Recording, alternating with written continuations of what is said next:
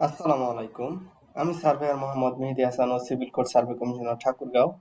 আজকের পর্বতে আমরা দেখব যে কিভাবে একটি মৌজার নকশাতে কাজ করার পরে হ্যাশ চিহ্ন নিয়ে আসতে হয় এবং কিভাবে এটি পিডিএফ করা যায়। এখন আমরা এখানে দেখব যে এই যে হ্যাশ চিহ্নটি, এর আগের পর্বতে আমি বলেছিলাম যে এই হ্যাশ চিহ্নটি আমি কিভাবে তৈরি করেছি। এটির জন্য এই যে মৌজা নকশায় একটি সাংকেতিক চিহ্ন দেওয়া রয়েছে, এই জন্য আমরা এই যে পলি লাইন সুন্দরভাবে টেনে নিব। যেমনে যেমনে এটা রয়েছে সাংকেতিক চিহ্নটি যে আওতায় রয়েছে,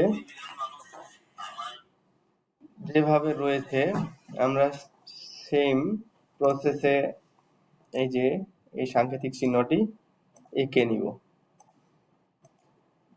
দেখুন সাংকেতিক চিহ্নটি আমি কিভাবে আঁকতেছি বা তৈরি করতেছি। দেখুন এই যে এটা আমি তৈরি করে নিলাম, পলি লাইন টেনে তৈরি করে নিলাম। এখন এটাকে আমরা কপি করে বাইরে নিয়ে আসতেছি। এই যে দেখুন বাইরে নিয়ে আসলাম। এখন এটিতে তো কালার দিতে হবে, এই জন্য আমরা প্রথমে এখানে কিবোর্ডে টাইপ করব এইচ এন্টার।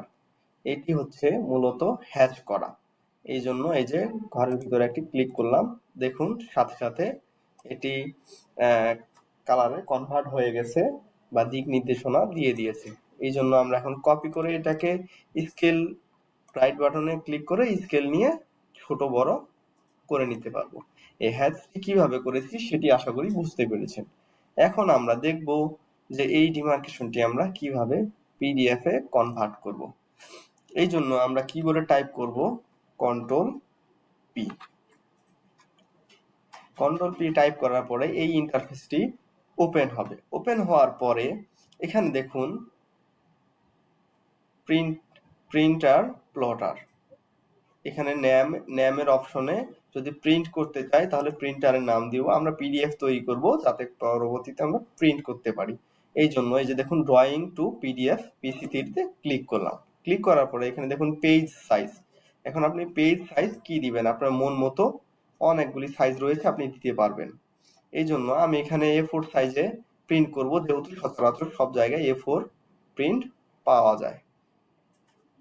এই জন্য আমি আমার মন মতো একটি A4 এর এই যে দেখুন ISO A4 ফুল ব্লিড এখানে ক্লিক করে নিব। তারপরে পেজ সাইজ সিলেক্ট হয়ে গেল।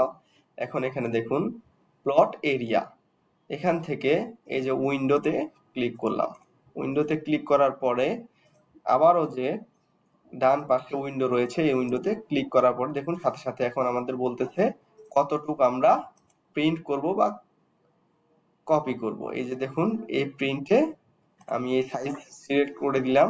দেওয়ার পরে এখানে এই চিহ্নটি না থাকলে সেন্টার দ্য প্লটে চিহ্নটি দিয়ে দিবেন, তাহলে প্লটের মাঝ বরাবর সেটি সেভ হয়ে যাবে। এরপরে আমরা এখানে দিব দেখুন ফিট টু পেপার, তাহলে আমাদের A4 সাইজের পেপারটি সিলেক্ট হয়ে যাবে। এখন আমরা যে সিলেক্ট করলাম এটি আমাদের কত পার্সেন্ট ঠিক হয়েছে এটি দেখার জন্য এই যে নিচে দেখুন বাম পাশে নিচে একবার দেখুন এই যে প্রিভিউ নামের অপশনটি আছে। আমি প্রিভিউতে ক্লিক করার সাথে সাথে এই যে দেখুন প্রিন্ট করলে আমাদের ঠিক এমন বোঝা যাবে। এখন আমরা এটিকে পিডিএফ এ রূপান্তর করার জন্য এই যে উপরে ক্রস বাটন দিয়ে ব্যাকে আসব। ব্যাকে আসার পরে যে দেখুন এখানে ওকে দেওয়ার পরে আমরা এই যে এখান থেকে এটিকে ক্লোজ করে আমাদের যে নামে আমরা সেভ করতে চাই সেই নামে সেভ করে নিব। আমি মনে করেন আমার নাম দিয়ে সেভ করলাম, MEHEDI দিয়ে সেভ করে দিলাম।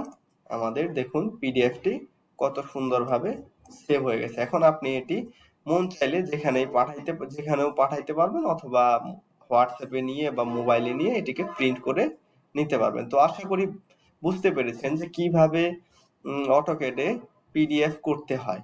তো ধন্যবাদ, সবাই ভালো থাকবেন এবং পরবর্তী ভিডিওতে আবার দেখা হচ্ছে। ধন্যবাদ সবাইকে। আসসালামু আলাইকুম।